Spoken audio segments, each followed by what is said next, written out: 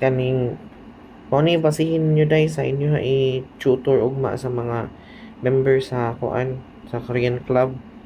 Um, kani ang presentation inyo gamiton pero if for example wala mo access kani sa TV sa AVR or kaning dili sad mo kagamit basta kay wala mo kaning projector baka ha or whatever nga magamit para ipakita ni you can use katong kuan lang dai na ako'y kaning gamay nga whiteboard gani sa ako ang lamisa dapit sa naibagbag dito. Anyways, ako lang i-chat ninyo kung asa makitaan. Dito lang ninyo isuwat ang mga characters sa anyways characters naman po lang inyong itudlo din o pronunciation sa kada characters. Okay? So, sa kani din humanan na ni siya nga part sa amo ang lesson mo mga vowels niya ang na take up ra nga vowels is mao ni sila aya, a, ya, o, yo, i, o, yo, u, yu, yu, ug okay? Ora na sila ang na-take up sa vowels. Then, giparehasan na lang po nato sa kaning circle gani nga consonant kay sa Korean baya is syllabical sila so dapat na ipares nga consonant ug vowel para mo create og kaning sound or at least ang syllabic sound niya. Okay? Now, for mananang reading practice, manapod ng vocab, dili namin sa consonants. So, ang na-cover na mo is kani usa, the G sound, the G sound. Unya, napoy kaning mga vowels nga gipares, vowels. Ang consonant gipares og different vowels nga na-learn na nila so far. So, atong aya, oyo, uyu, i. Kana sila. And then, next is ang N nga sound, sound. So, gipares po sila. You can refer po ani nga kaning presentation or kanang akong PDF nga gisend ninyo para sa katong naman siya romanization sa kilid kaning inyo nakita diri ba. Ako ipakita. Kani siya ba kaning assign romanization na siya sa pag-pronounce, okay? Kaning o kay ang o na siya nga sound o mura siya o ba nga gaan so o sa press lang sa word nga ang kanang word kanang iyang tingog after sa s mo na siya ang eo kani pud is nyo ang kani is ang imuhang sound is o like sa may sa English ha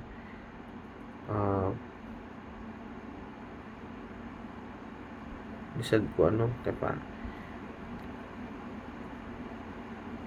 bisag true low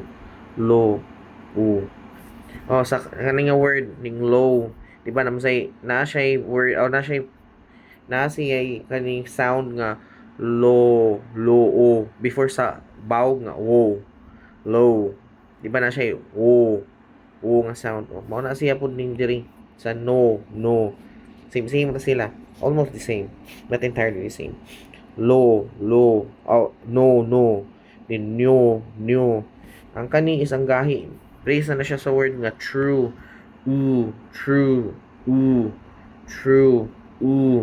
so new ang kani is ang wala siya kuan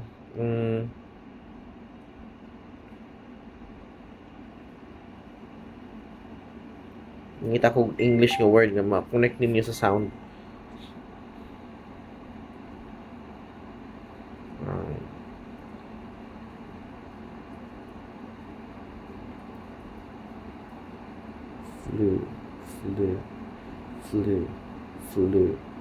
flu pwede po ni duol ra siya pero dili ang tiwas ha di ba sa flu nga word na siya no nga sound flu the nga sound niya kanang schwa we call it schwa sa English schwa kana nga sound ng nga sound murag gibugnaw, murag naa sa freezer niya nangurog nga sound okay, so morning EU kanang EU nga romanization or i-spell nimo using English alphabet EU. Okay, ang sound na okay, sige ato i-continue para mabuo ra ning video. Dayon nakat-on po nila ang da or ang D sound. Ang D sound is siya. So mo na gipares po diri. Unya we also have the R sound. So wala pa ning R sound. Kutob mi sa D di ay sorry. Di ra mi kutob last meeting which is katong I think that's Thursday last week. On Thursday last week to siya. So last week day sorry. Tuesday, Thursday ba? Tuesday na Tuesday last week, nakadiscuss pa mi ani kaning mga consonants. So, wala ni siya matiwas. Katong na-cover lang is ang G sound, ang N sound, ug ang D sound. Wala pa ang R sound. Wala pa ni ma-cover.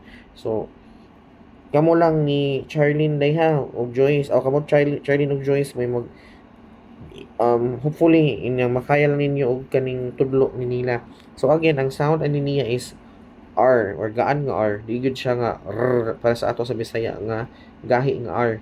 Ang ilaha is sort of combination sa R ug L nga sound. Wala dili mo tiwas og ka pronounce ang R kay dili mo tugpa sa ngala-ngala kanang babaw sa inyong baba ang inyong dila. So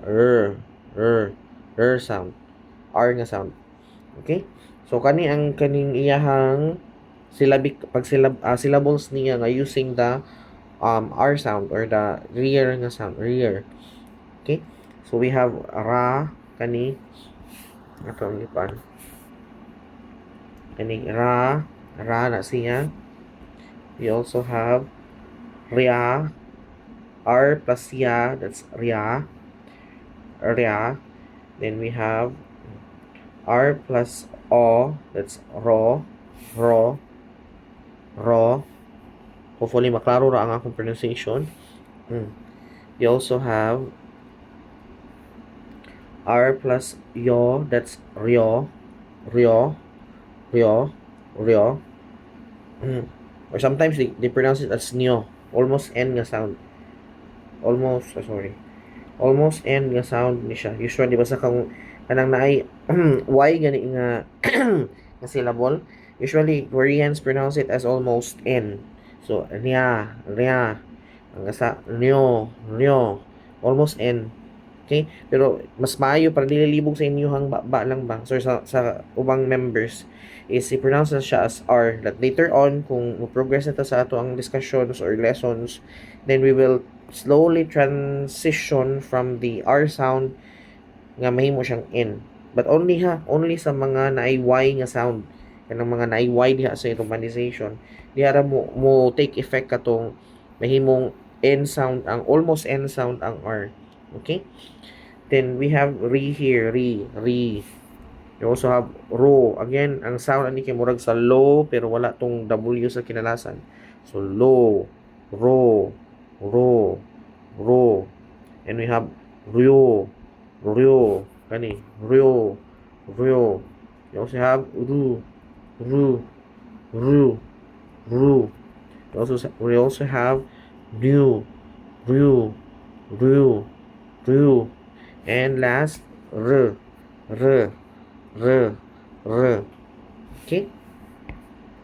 If namoy ng confusion sa pronunciation na lang ko, you can chat me kay kuan pa mako until 11 siguro kapin or 12 siguro matug karon. Okay? Sige. Continue ta. So after sa R nga sound, we have the M sound. Okay, M nga sound, the sound, mama or mamon, pwede po. Basta kay M nga sound, M. Okay? And here are the syllables nga practice-practicean ninyo. Ayun lang siguro kaayo dugaya day. Pwede ra mo mamili siguro uban mga kuan na ni partnering ba dili gyud tanan ang ipabasa ninyo.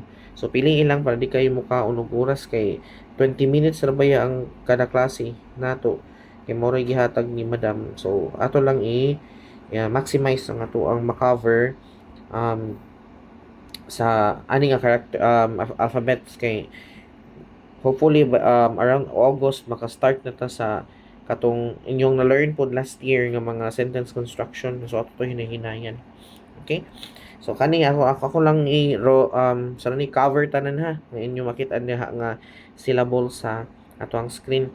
So we have M sound ni tanan diri sa kilid unya giparisan lang og ilahang vowels or vowel ng characters. Okay, so we have sorry plus a, that's ma. Okay, plus a, that's ma, kani ma. Next, plus ya, that's mia. We have plus o, that's mo. We have plus yo, that's myo. We have plus e, that's me. We have plus o, that's mo. We have plus yo, that's myo. We have plus u, that's mu. We have plus u, that's mu. We have m plus e equals m.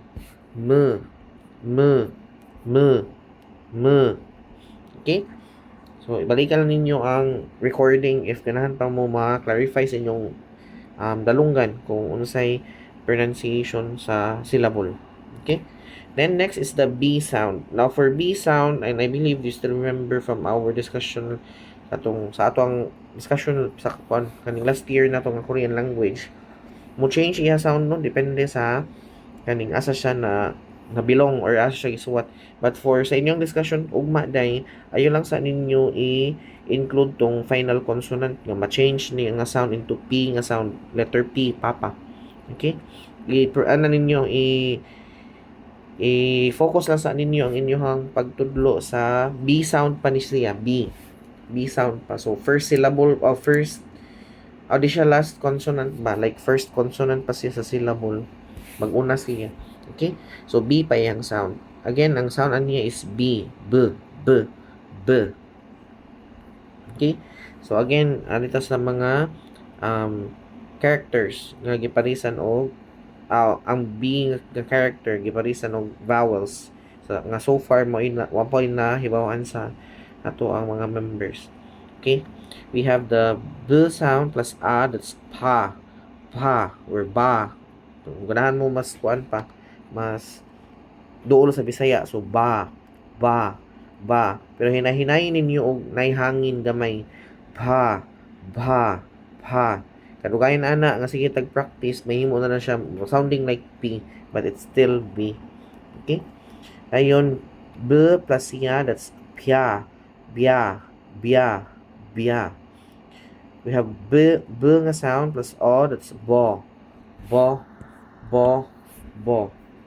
We have b plus yo, that's byo. Sorry, byo. We have b plus e, that's b. P. Now notice ang akong pag-pronounce una is may pagkabisaya, kadugay yung transition ako padung sa Korean para maanad atong daunggan. We also have the p sound plus o, that's bo. Okay, hopefully madungog ninyo ang aray na imurag ko ang hangin sa i-pronounce na ako. Ang first pronunciation Bisaya pa siya nga type, so wala pa siya hangin. Pero kadugay transition ako siya hinihinay to na ay hangin. Okay, sunod the B sound plus yo, that's byo.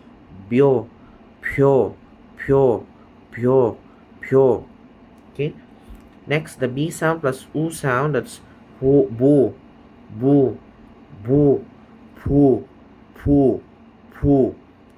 We have the mananino kanina punta sa B plus U sound, that's byo.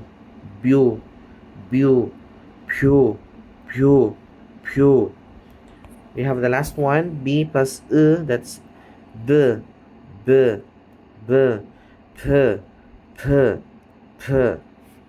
Okay? Let's proceed.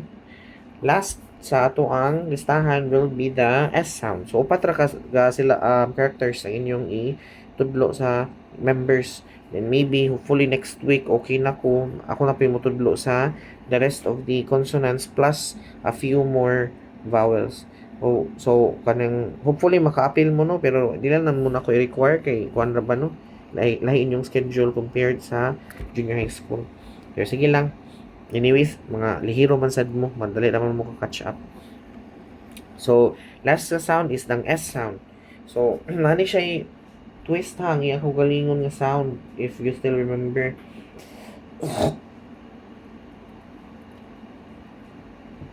So, sa kuan, sa S nga sound, S lagi siya sa uban nga sa katong gipang tudlo na to nga vowels ba kani siyang mga vowels nga makita ninyo diha kanang aya, oyo, oyo, uyu, i. So ang iyang ang sound sa S is the same ra sa katong uban nga mga consonants except one vowel. I mean the same na sa tanang vowels except sa usa ka vowel which is ang E nga sound. Okay, so instead of pronouncing it as S like sa, so, something like that. May mo siyang she. May mo siyang SH. Okay? She. Okay? So, here is the syllables na to nga ang gi-partner is ang S sound unya ang the different vowels nga na-cover so far. So, we have S plus A, that's sa. Sa. Sa. Sa. Sa. Sa. Nice morning. We have the S plus ya, that's sha, sha, sha, sha, sha, sha, sha. We have the S plus O, that's so, so, so, so, so, so. We have the S plus yo, that's sho, sho, sho, sho, sho, sho. We have the S plus E. Muna ni ang ingon. She. We have the S plus O. That's so.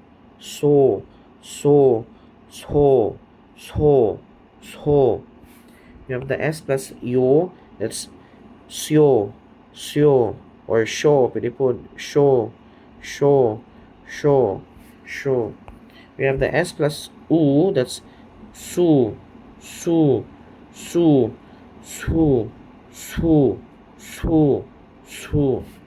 We have the S plus U, that's shu. We have the S plus E, that's s.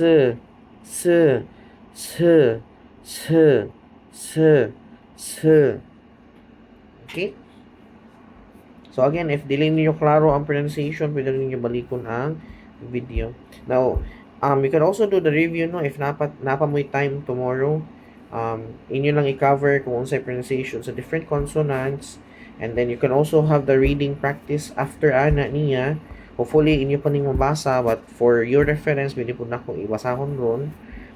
We have ato lang sunuron ha from top to bottom unya left to right. So, ako po butang indicator kung sa akong gibasa. So, you have the G sound of O, that's go, ko. You have the B sound plus E, that's P. You have the N sound plus E, that's N. You have the M sound plus A, that's ma. We have the D sound plus O sound, that's do. You have the R sound plus U, that's ru. You